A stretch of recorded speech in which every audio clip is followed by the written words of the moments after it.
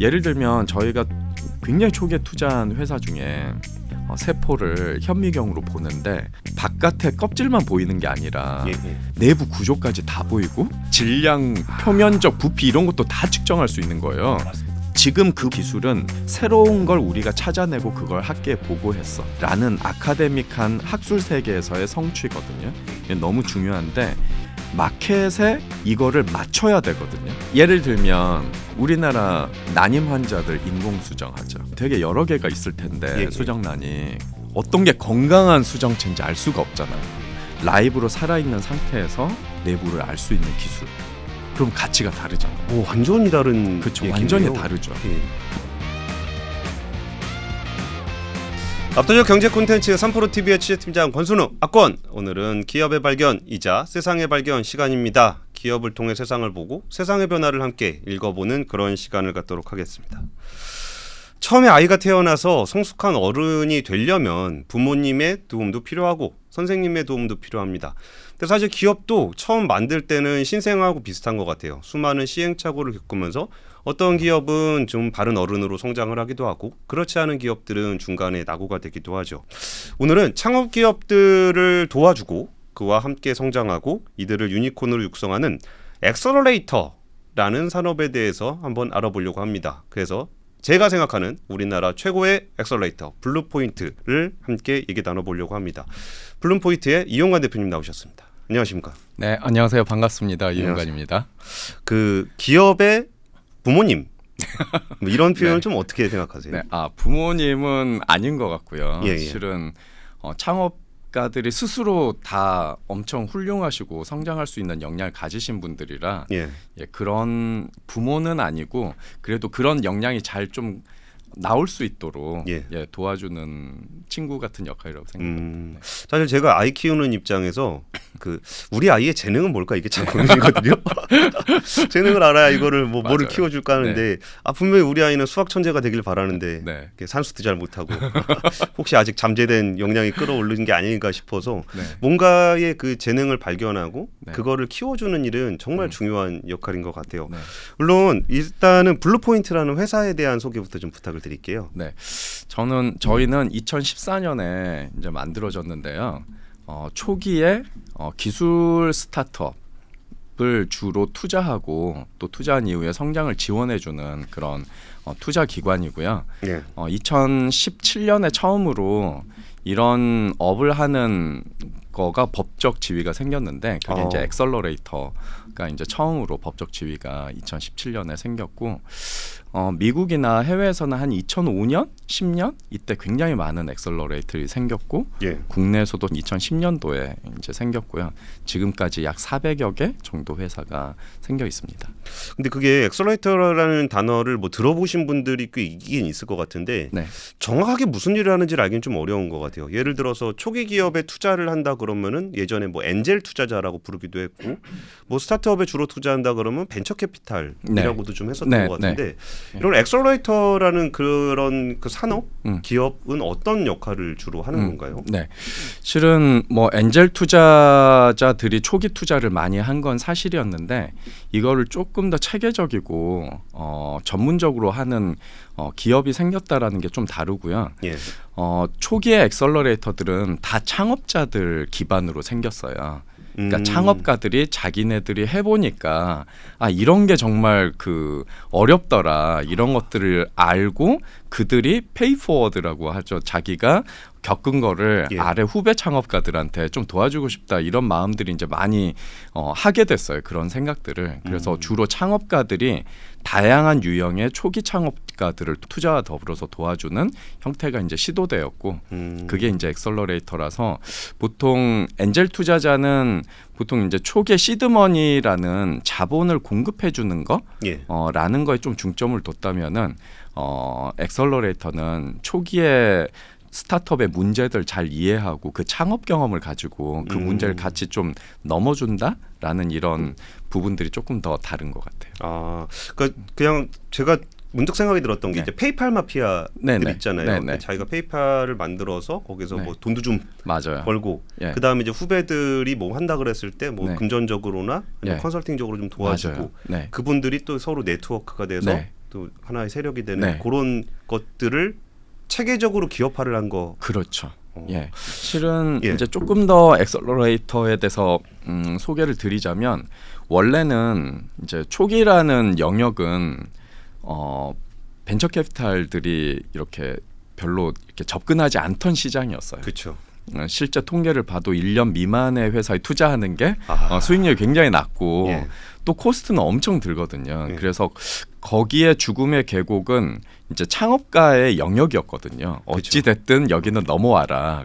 그러면은 그 다음에 이제 시장 진입 전에 괜찮으면 우리가 이제 투자를 해줄게가 기존의 모델이었고 그렇기 때문에 엔젤이라는 것도 그런 개인들한테 엔젤이라는 이름을 붙여준 것도 진짜 천사처럼 간혹 나타나는 묻지도 않고 따지도 않고 투자를 해주니까 그랬는데 이제 네, 그 전까지는 엔젤이 부모님이었죠. 그렇죠. 우리 그렇죠. 애가 사업한다 그러면 지원해주고 막 그러던 거를. 그렇죠. 예. 그러니까 저 투자 시장에서도 굉장히 하이리스크 시장이죠.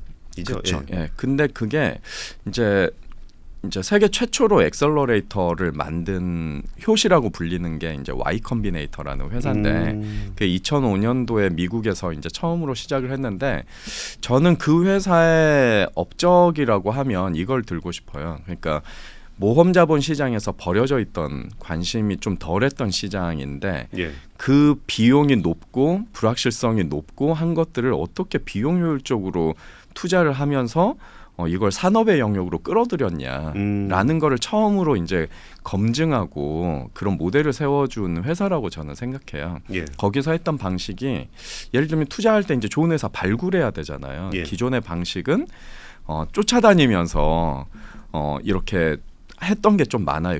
대부분 1대1로 상담을 하고 괜찮으면 투자를 했는데 이들은 공모를 통해서 모집했어요.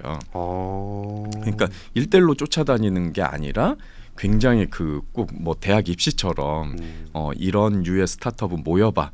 그리고 조건 다 걸고 이 정도 투자를 해줘라고 이렇게 하고 했더니 굉장히 많은 데가 오고 그런 데들 이제 또 전문 평가단이랑 같이 해가지고 심사도 굉장히 전문적이지만 임팩트 있게 짧게 또 딱 하고 투자한 다음에는 그런 또 동료 창업가들을 막 연결해주고 가끔 구루를 데려와서 해주고 소위 말해서 피어러닝 예. 동료들 간에 배우는 걸로써 1대1 멘토링의 높은 코스트 대신에 동료들 안에 배우게 해주는 그런 코칭 코스트도 굉장히 낮춰주고 예. 그다음에 후속 투자를 연결할 때도 투자가들을 한 번에 모아놓고 막 200명씩 부른 다음에 VC들을 그다음에 한 팀당 3분씩만 발표해 이렇게 하고 막 50팀을 한 번에 막 발표하는 거예요. 3분 야박한데요. 3분, 예, 그렇게 짧은데 그마저도 그런 게 없었으니까 그렇게 많은 투자자를 그렇게 많이 모을 수가 없잖아요. 예. 근데 이제 그렇게 모아놓고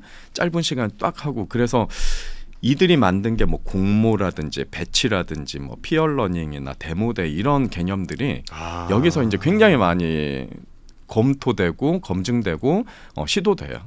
그래서 어떻게 보면 초기에 그런 불확실성이 높고 막 그런 것들을 굉장히 효율적으로 이런 식으로도 투자를 할 수 있어. 그리고도 수익을 낼 수 있어라는 거를 보여준 사례였어요. 네. 근데 사실 거기 투자자뿐만 아니라 이제 기업하는 입장에서도 이제 엑셀러레이터라는 곳을 모르는 사람들도 있을 것 같은데 네. 사실 그 케어라는 표현, 그 엑셀러레이터라는 그 표현 자체에서 주는 느낌은 좀 있는데 네. 그러니까 뭐 해준다는 거야? 그 케어라는 게 뭐야라고 했을 때 혹시 네. 그 떠오르시는 뭐 사례 같은 게 있으면 좀 이야기해 주세요. 회사마다 되게 다르긴 해요. 그들이 주로 투자하는 산업 섹터에 따라서도 다르고 예.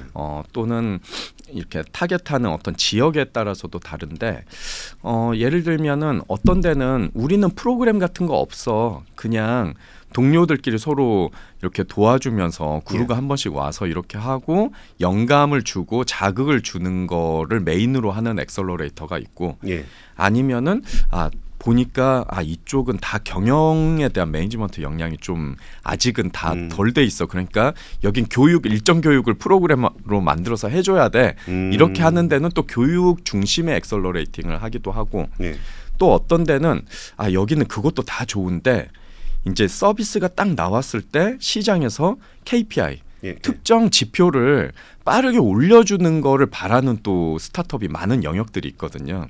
그런 데들은 KPI를 집중적으로 올려주는 걸 또 목표로 하는 엑셀러레이터도 있어요. 이른바 이제 우리가 마케팅을 잘 못해요. 그렇죠. 그럼 마케팅하는 법도 그렇죠. 좀 알려주고. 고객의 뭐 MAU를 늘려준다든지 리텐션율을 높여준다든지 뭐 이런 것들을 높여주는 그런 것들을 또 지표를 단기간에 빨리 올려주는 그런 것만 또 코칭해주고 같이 실행을 해주는 그런 데들도 있어요. 근데 저 대표님 인터뷰 보다가 이렇게 네. 그 있잖아요. 기술 기업 주로 투자를 하시니까 네. 저도 이제 기술 창업자를 만나다 보면은 네, 너무 기술만 알아. 맞아요. 그래서 뭐 거의 노벨상 받을 기세야. 맞아요. 근데 사실은 이제 비즈니스라는 거는 학문적인 성과만이 중요한 건 아니잖아요. 네. 그런 경우들도 있어요. 기술은 뛰어난데 그 다음 비즈니스를 어떻게 할 것인가. 예, 뭐 이런 대부분이 그래요. 아 그래요? 대부분이 그래요. 실은 이제 우리나라에서 그게 이제 정부 자금으로 예. 어떤 이제 연구를 하잖아요. R&D 과제들 굉장히 많잖아요. 예. 그런데 한 100억 정도를 투자한 과제가 있었다. 그러면은 그 결과로서 나온 기술을 가지고 라이센스 피를 그쵸. 받는 율이 예. 얼마 정도 되냐면 우리나라가 1% 조금 넘어요. 아 그러니까 100억을 넣으면 그러니까 굉장히 많은 기술들이 나오고 그런데도 기술 사업화는 또 전혀 다른 얘기예요. 맞아요. 특허만 되게 많은 것 같아요. 네, 근데 이제 뭐 다른 나라들도 거의 10% 넘는 회사가 없어요. 음. 그 나라들이 없어요. 왜냐하면 이제 아카데믹이라는 게 새로운 걸 발견하는 거가 주요 KPI잖아요. 그쵸. 새로운 걸 보고하는 거. 근데 시장은 이 기술을 시장에 적합하게 튜닝하는 거에서 적합도를 올리는 거에서 가치가 생기기 때문에 그렇죠. 그 부분이 전혀 다른 일이라서 기술만 좋다고 이게 사업이 성공하는 건 아니죠.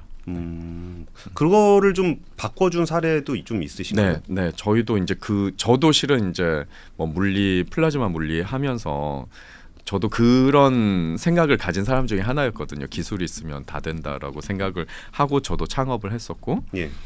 근데 저도 이제 창업하고 이렇게 투자하면서 굉장히 생각이 많이 바뀌었는데 예를 들면 저희가 굉장히 초기에 투자한 회사 중에 너무 멋진 기술을 가져온 교수님이 계셨어요. 그게 뭐냐면 세포를 현미경으로 보는데 여기서 개발한 필터하고 예. 어떤 보드를 같이 쓰면은 세포가 이 바깥에 껍질만 보이는 게 아니라 예. 표면만 보이는 게 아니라 내부 구조까지 다 보이고 심지어는 그 내부 구조의 질량, 표면적 부피 이런 것도 다 측정할 수 있는 거예요. 말씀드리니까 확 느껴지는 게 예. 우와 그런 기술이 있어요? 예. 근데 그 뭐 사진 예쁘게 나와서 찍어서 뭐 할 거죠? 이런 그쵸. 거죠. 예. 근데 처음에는 그분도 세계 유명한 현미경 회사들 올림푸스나 니콘이나 뭐 이런 것들 자이츠나 이런데 우리 거 붙이면 되니까 그거를 할 수 있는 3D로 바꿔주고 내부도 볼 수 있게 하는 광학 필터 사업을 하시겠다고 오셨어요.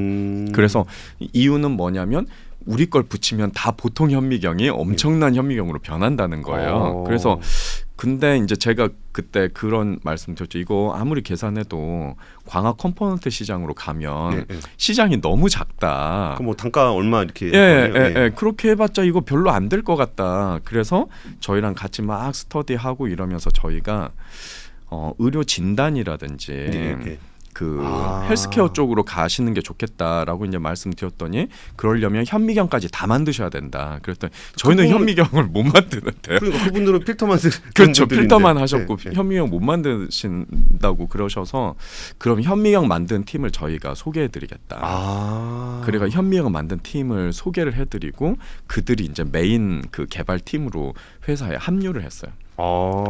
그래서 이제 그러니까 맨 처음에는 광학 필터 모델을 가지고 했다가 지금 이제 의료기기나 의료기기 측정 장비 쪽으로 완전 바뀌었는데 그리고 지금 이제 뭐 이걸 어디다 써 이럴 수 있잖아요. 그러니까 1차적으로 엑셀러레이터가 그런 역할까지 한다는 것도 좀 놀랐고요. 그럼 그런 현미경을 그다음에 제가 아까 여쭤봤던 그 예쁜 세포 사진을 찍는 게 인스타그램에 올리는 게 아니라면 어디다 쓸 수 있는 거죠? 예를 들면 우리나라 난임 환자들 인공 수정하죠.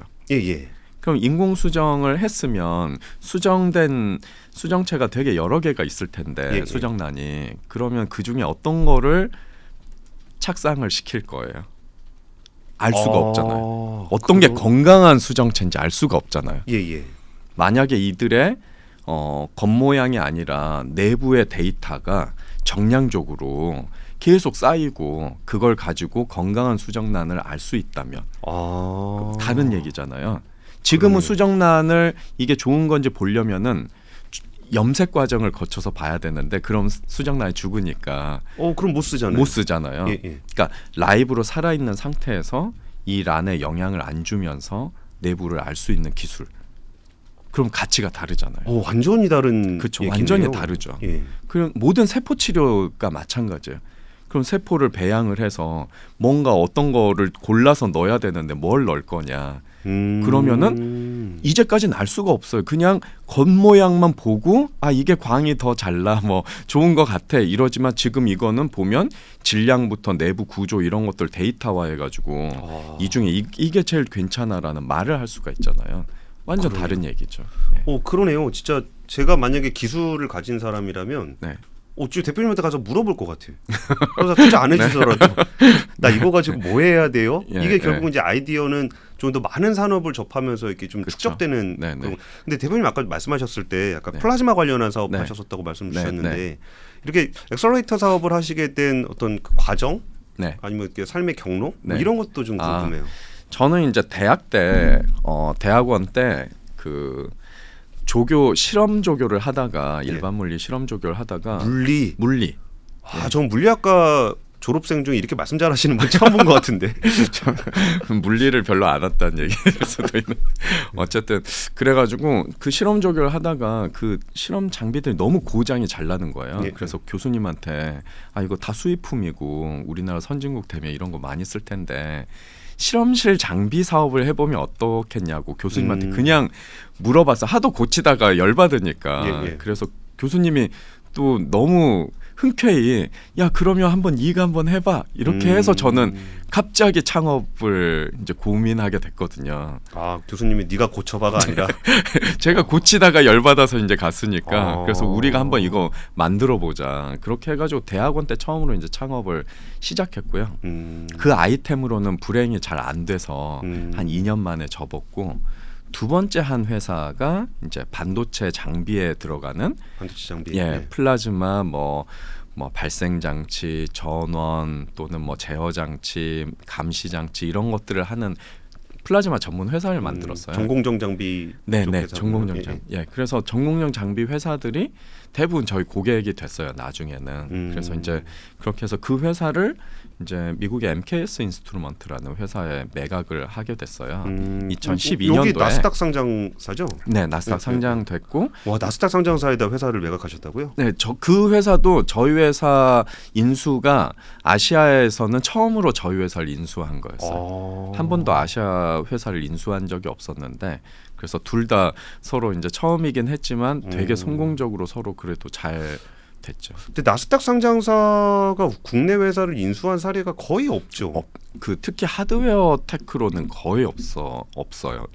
저희도 사례를 찾아보려고 되게 많이 찾아봤는데 정말 없더라고요. 제가 조금 이렇게 안 좋은 기업들이 이렇게 뻥칠 때 누가 우리 나스닥 상장사가 인수할 거예요라는 얘기는 들었는데 실제 사례가 있는 건 전 오늘 처음 알았네요. 알겠습니다. 그럼 그때 이제 매각을 하시면서 어느 정도 엑시트를 하시고 약간 좀 돈은 좀 생기셨을 것 같은데. 조금 생겼는데 그래서 그때는 이제 이런 사례가 드물다 보니까 많은 분들이 이제 이렇게 물어보러 왔어요. 궁금해서도 그렇고 또 자기 사업 어떻게 했으면 좋겠냐. 그래서 그 이후로 상담을 본의 아니게 되게 이제 많이 들어와서 이제 많이 듣게 됐죠. 저도 뭐 제 한 가지 사례밖에 없으니까 그렇기는 하지만 근데 들어보면서 많이 느꼈던 게 제가 초기에 겪었던 그 문제들 아무리 열심히 하고 단위 과제 프로젝트는 성공하지만 사업은 전혀 진도가 안 나가던 이상한 상황을 다들 겪고 있는 거예요. 개발은 너무 잘하는데 사업은 아무런 진척이 없는 거예요. 그러니까 단백질 그 세포는 잘 보는데 이거 어디다 써야 되는지 잘 모르는. 맞아요. 예, 그래서 다들 그러고 있었고 그래서 이게 뭔가 구조적 문제가 있다라는 생각을 처음으로 하게 됐어요. 기술 창업에서 구조적 문제가 있다는 생각을 하게 됐고 그래서 이거를 어떤 식으로 좀 해결해 보지라는 고민을 그때 처음 하게 됐어요. 매각한 이후에. 그래서 한 1년 반에서 2년 정도를 이 고민을 하다가 블루포인트를 만들게 됐죠. 알겠습니다. 그러면 그런 상담들이 워낙 많이 들어오면은 옛날 생각도 많이 나고 나도 그랬는데 그쵸. 이런 생각도 하셨을 건데 이거를 이제 사실 이 업 자체가 좀 낯서실 수도 있었을 건데 이제 본격적으로 사업을 하시게 된 계기는 어떻게 되셔요? 처음에는 솔직히 이제 매각을 하고 되게 진이 빠져 있었거든요. 그래서 새로운 걸 만나는 건 너무 이제 신이 나는데 이렇게 크게 키울 생각을 한 게 전혀 아니고 그래서 창업가들 이제 좀 만나면서 얘기도 하고 나도 그럼 뭐 공부도 될 겸 되게 나이브한 생각으로 편하게 시작했어요. 그래서 처음 얻었던 공간도 북카페를 이렇게 정원 있는 북카페를 리모델링 해가지고 저희가 썼었거든요. 우리 로망 아니겠습니까? 이렇게 돈 좀 있으면 자기 후배들 딱 데려다가 거기서 차도 좀 마시게 하면서 서로 대화도 하고 그래서 한 수 알려주기도 하고 뭐 그런 로망인데 실현을 하셨군요. 맞아요. 처음에 그렇게 시작했죠. 근데 이제 하다 보니까 이제 일단 너무 재밌는 거예요. 그래서 그때 제가 9 to 6로 낮을 일부를 하고 밥 먹고 7 to 2를 했어요. 7 to 2? 저녁 7시부터 새벽 2시까지 상담을. 그러니까 오면 안 가는 거예요, 사람들이. 안 가고 막 계속 찾아오고 그래가지고 근데 그때는 그렇게 얘기를 해도 막 이제 좀 젊었으니까 지금보다 너무 재밌고 신기한 기술도 너무 많고 그러니까 저도 엄청 막 그냥 뭐 일인 줄도 모르고 한 3년 정도를 엄청 3년이요? 예, 제가 침대를 아예 회사에 갖다 놨어요. 거의 가정집이 카페로 변환된 거여서 집으로 써도 전혀 손색이 없는 데여서 그냥 제일 옥탑방에 그냥 2층에 침대 갖다 놓고 거기서 자면서 했었거든요. 거기 사진 있으면 좀 보내주시면은 저희가 어떤 장면인가 뭐 그 북카페 얼마나 예쁘게 9시부터 새벽 2시까지 영업하는 북카페가 있다고 합니다. 그래서 이제 그렇게 하면서 이제 되게 재미도 느꼈고 그래서 처음에는 좀 편하게 쉬면서 좀 하려고 했다가 그렇게 할 수 있는 업이 아니다라고 이제 생각이 들어서 본격적으로 이제 좀 더 유능하신 분들도 많이 모셔오고 더 많은 상담들을 진행하면서 이제 지금까지 오게 됐죠. 그래가지고 이제 그 상담을 같이 할 수 있는 인력도 많이 채용을 하시고 그래서 그 더 자세한 얘기를 뒤에 더 많이 할 건데 우리가 얼마 전에 기사 보니까 상장 예비 심사 통과하셨더라고요. 이게 상장이라는 거는 또 지금 아까 너무 재밌어서 합니다랑은 또 다른 국면일 것 같은데 이런 엑셀러레이터 사업을 하시면서 이렇게 상장을 하시게 되는 것은 뭐 어떤 이유가 좀 있어요? 이제 저희도 하다 보니까 보통은 이제 그 초기에 투자한다는 것 자체가 의미가 되게 제가 처음에 알던 것보다 더 큰 의미가 있더라고요. 예를 들면은 초기라는 거는 어떤 산업의 변화에 대해서 이 사회가 보이는 최초의 반응이거든요. 그게 스타트업의 처음에 시도들로 나타나고 그 다음에 스타트업으로 보면은 성장이 가장 급격하게 일어나는 고성장 구간이기도 해요. 근데 거꾸로 투자자 입장에서는 가장 투자하기 어려운 구간이에요. 그렇죠. 초기에 특히 1, 2년 차 때 될 때까지는 너무 어려운 구간이에요. 그래서 그 문제를 이제 좀 어떻게 풀어보자라고 시작을 했고 그래서 결국 이거 기업형으로 전문적인 체계적인 어떤 그 지원 시스템이라든지 그 다음에 브랜드 이제 브랜드가 창업자한테도 브랜드가 생겨야 되고 창업자하고 협업하고 싶은 기업들 해외든 국내든 그런 기업들한테도 저희가 중재자로서 어떤 신뢰를 제공한다는 게 굉장히 중요하더라고요. 그러니까 예를 들면 그런 거예요. 예를 들어 내가 페이팔 마피아에게 지원을 받고 있는 스타트업이야. 그렇죠. 라는 거는 이제 한 단계를 검증을 거쳤다라는 그렇죠. 거니까 네네. 그런 데서 의미가 있다는 네. 거죠. 왜냐하면 이제 그 기술들은 딥테크로 가면 진짜 이거를 기술과 사업성을 같이 고민해서 어떤 인사이트를 얻기가 진짜 쉽지가 않거든요. 그렇죠. 예.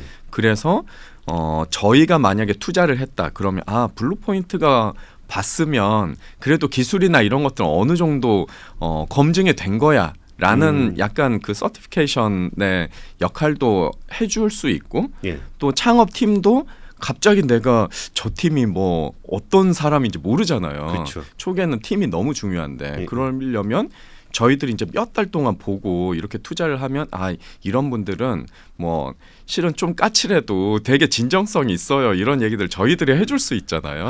중요하죠. 예. 예. 예.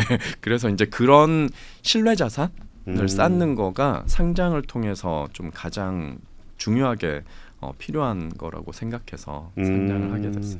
근데 거기서 이렇게 상장을 한다는 거는 이제 대표님 입장도 있겠지만 네. 이제 투자자 입장도 좀 맞아요. 있잖아요. 맞아요. 근데 사실 엑셀러레이터라는 산업이 좀 낯설어요. 네, 예를 네. 들어서 뭐 물건을 만드는 회사다 그러면은 뭐 이게 네. 물건이 잘 팔리나 안 팔리나 이런 거 보면 될 거고. 그렇죠. 네. 그 뭐 이게 뭐 소프트웨어를 하는 회사다 그러면은 뭐 얼마나 많은 사람들이 저걸 이용하는지를 보면 될 건데 네. 이렇게 엑셀러레이터라는 회사, 그러니까 투자를 하는 엑셀러레이터에 네. 투자하는 입장. 맞아요. 에서 보면은 네. 이 엑셀러레이터 회사라는 것의 가치는 어떻게 봐야 될 것인가 요게 될 건데 네, 네. 이거를 좀 어떤 회사라고 봐야 되는 거예요? 이런 예가 적절할지 모르겠는데요.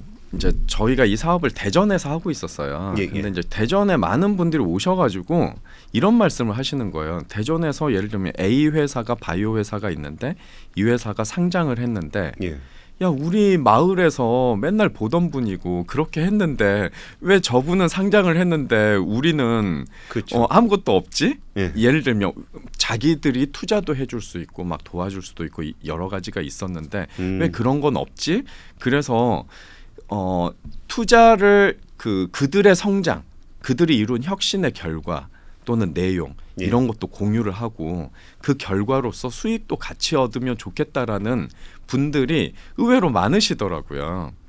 뭐 이렇게 그쵸. 배 아파서 그럴 수도 그렇죠. 있고. 예. 예. 근데 실은 이제 저도 이 사업을 하면서 일반인들의 비상장 투자에 대한 관심이 되게 높다는 걸 많이 알게 됐어요. 예, 예. 그게 이제 뭐 여러 가지 이유인데 저는 뭐 그 중에 제일 큰 이유 중에 하나가 예를 들면 우리가 배달의 민족을 많이 쓰지만 예. 그들의 그 성장하는 과정이나 이런 것들도 우리가 알 수 있으면 너무 좋지 않을까. 그렇죠. 그렇잖아요. 굉장히 대단한 일을 했고 또 뭐 2차 전지에서 엄청난 혁신을 이룬 기업이 스타트업이 있었는데 그들을 처음부터 좀 알고 우리도 응원할 수 있었으면 얼마나 좋았을까 이런 생각이 들잖아요.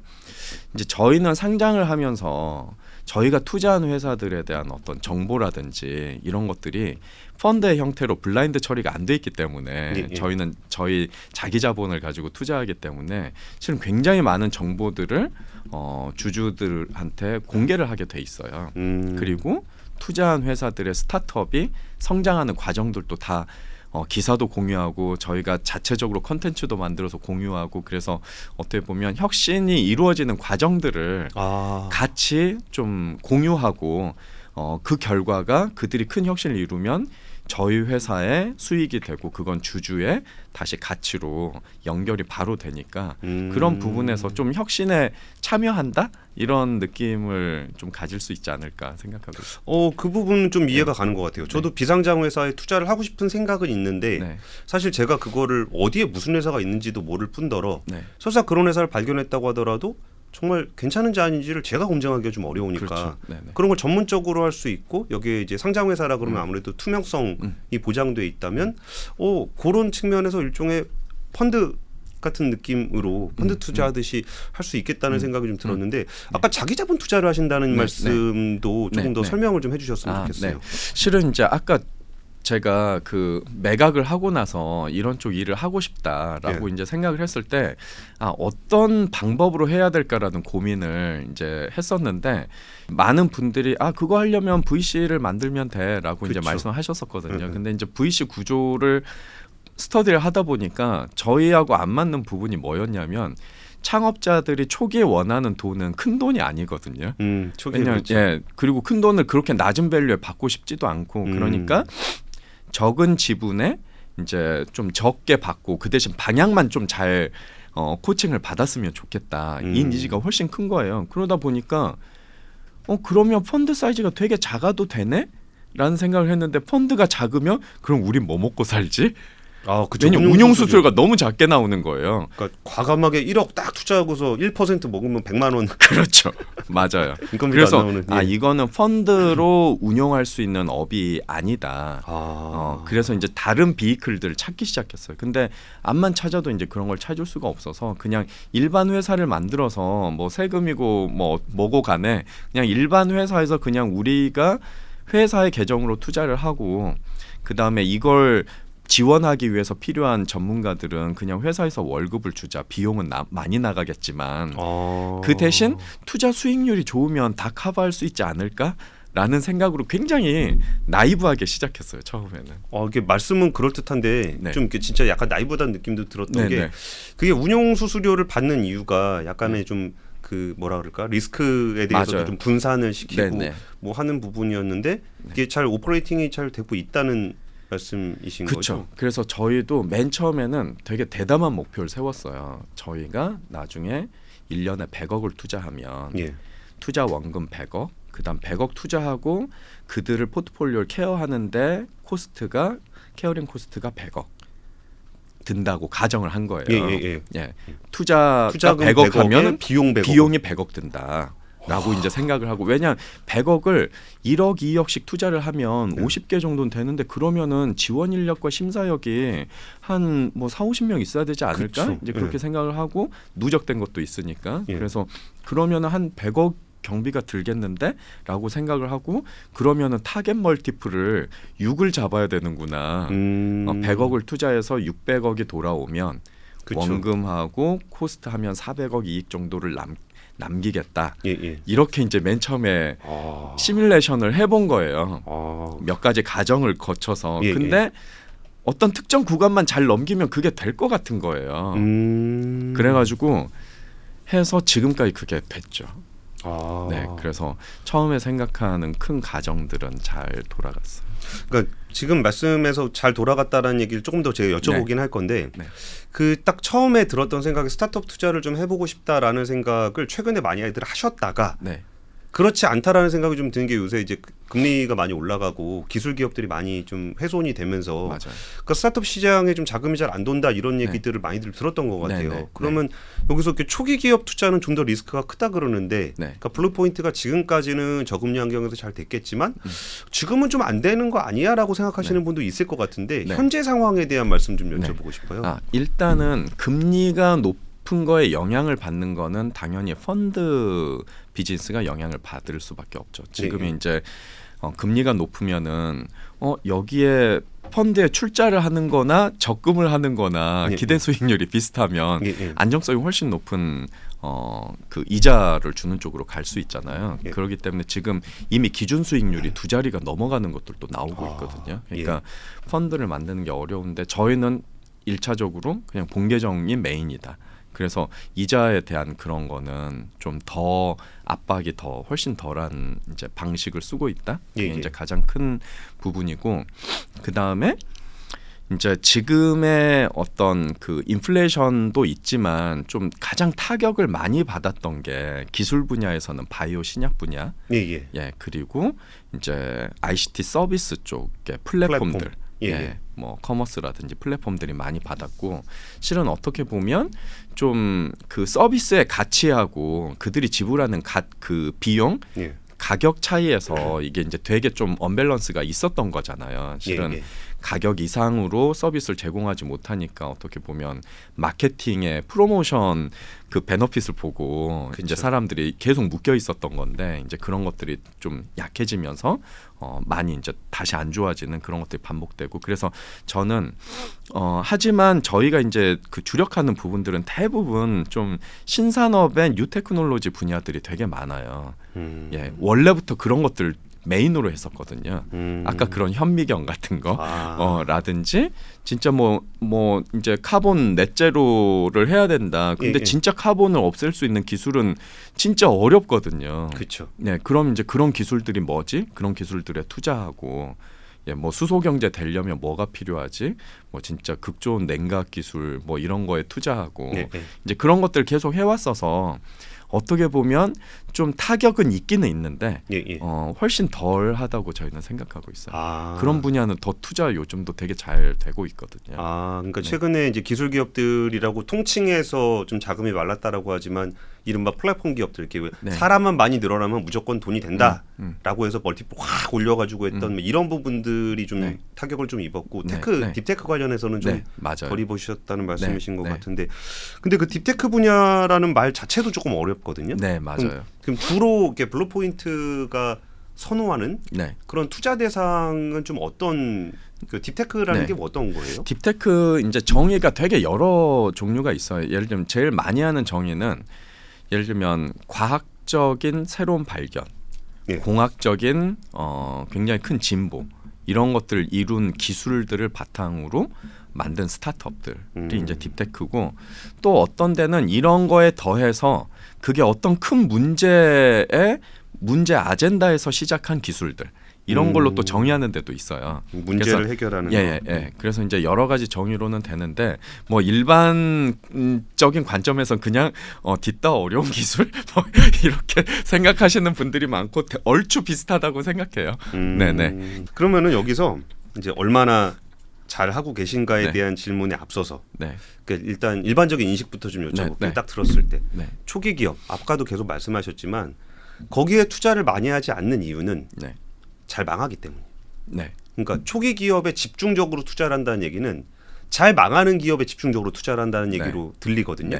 그러면 이 초기 기업에 투자를 한다라는 게, 그러니까 예를 들어 VC에서 한 4단계, 5단계 해서 뭐 4년, 5년 되면 상장할 것 같습니다. 거기다 내 펀드를 넣으세요.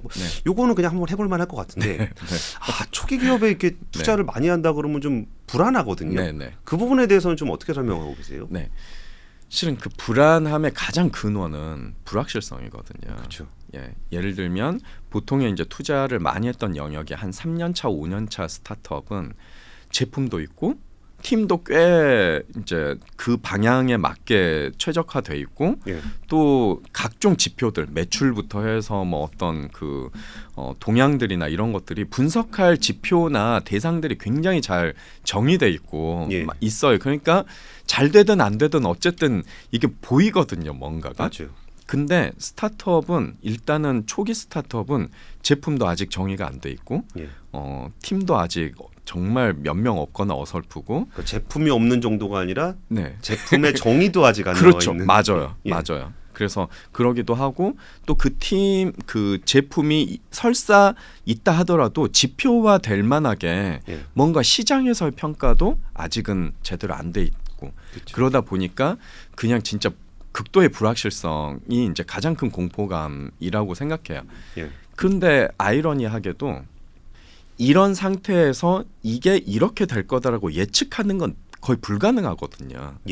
근데 이거를 만들 것 같다 안 만들 것 같다, 상황이 어떻게 변수가 바뀌더라도 이들이 어떤 힘으로 이거를 어느 정도까지 갈 것 같다라는 거는 오히려 더 보여요. 예를 들면 뭐 어떤 방정식을 정확히 푸는 거는 어렵지만 예를 들면 대외 변수도 되게 많고 내부 변수도 엄청 많고 그렇기는 한데 팀이 어떻게 될지 모르지만 저 대표는 인재들을 끌어들이고 그들을 여기에 몰입하게 만들고 집중하게 만들고 뭔가 그거를 오랫동안 유지시키기도 할 것 같다라는, 그거는 알 수 있어요. 근데 조금 아이러니하게 들리는 게 그 뒷다 어려운 기술, 딥테크 쪽을 집중적으로 투자를 하신다고 말씀을 하셨는데 지금 말씀하신 거는 그것을 어떻게 해갈 수 있는 사람과 팀을 좀 말씀하셨다는 건데 그럼 좀 이걸 약간 제가 조금 낯설게 느끼는 건지 아니면 종합해서 봐야 되는 건지 그거 좀 여쭤보고 싶어요. 굉장히 그 정확한 질문이신데요. 이 딥테크 투자할 때 절대 그 이제 조심해야 되는 게, 제가 처음에 했던 실수인데 기술 따라 투자하면 절대 안 돼요. 아 그래요? 예, 딥테크 투자는. 오히려 이제 해보면서 저희도 느낀 게 예. 사람이 훨씬 더 중요하다. 그리고 기술은 오히려 가져올 수 있다. 그거에 대한 필요성과 당위성과 어떤 미션 의식이 생겨 있는 팀이면은 예. 기술을 만들거나 조달하는 거는 의외로 두 번째 문제예요. 아. 예, 오히려 이런 분들이 어려워요. 되게 사업이 잘 안 돼요. 어떤 거냐면 기술 너무 좋아요. 예, 예. 근데 이게 사업의 거의 90%라고 생각하시는 분들이 있어요. 기술이 다지. 내가 이 어려운 난제 여기를 넘었는데 이 기술 가치만으로도 이미 회사는 끝난 거야. 다 된 거야라고 생각하신 분들은 거의 100% 실패하세요. 그러니까 그걸 인정해주지 않는 세상이 잘못된 거죠. 이렇게 좋은 기술이 있는데 그분들은 그렇게 생각하실 수 이게 있죠. 세상이 바뀌어야지. 세상이 바뀌어야죠. 내가 바뀌면 되나? 네. 이게 내가 맞는데. 예, 저도 처음에 그렇게 생각했어요. 예. 근데 이게 그거 아까 아이러니라는 말씀을 되게 잘 하셨는데 진짜 기술이 아까 지금 그분이 중요하다고 생각하는 기술은 어디까지 기술이냐면 새로운 걸 우리가 찾아내고 그걸 학계에 보고했어. 라는 아카데믹한 학술 세계에서의 성취거든요. 예. 너무 중요한데 이거를 이제 태세 전환을 해야 되는데 마켓에 이거를 맞춰야 되거든요. 그렇죠. 우리는 그걸 이제 프로덕트 마켓 핏이라든지 뭐 테크놀로지 마켓 핏이라 하는데 기술이나 프로덕트를 마켓 적합도를 높여야 돼요.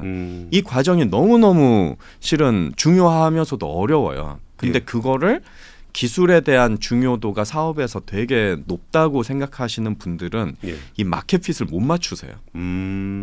이게 가장 큰 그 어려움이에요, 실은. 그러니까 어떻게 보면은 생산자 입장에서 물건 파는 입장에서 세상에서 제일 좋은 물건이라고 소비자가 그거 말고 딴 거 없어요. 그러면 아니 이게 제일 좋은 거라니까요. 이런 그렇죠. 예, 막 화내고 막 가라 그러고. 그렇죠. 예를 들면 너무 좋은데 예를 들어서 이 방식으로 하면 여기에 원재료가 정치적인 어떤 문제 때문에 조달이 어려워요.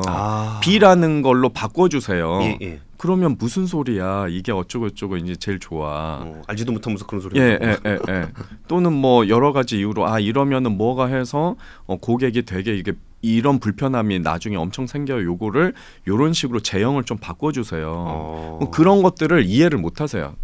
그런 게 이제 누적되다 보면은 이게 시간을 계속 그 타임 투 마켓이잖아요. 그 시장이 딱 열렸을 때 이걸 가지고 들어가서 리더십을 빨리 잡아야 되는데 아무리 우수한 기술이라도 뭐 2, 3년 이렇게 이상한 딴 데 가서 이렇게 헤매면은 대안 기술들이 엄청나게 또 쏟아져 나오거든요.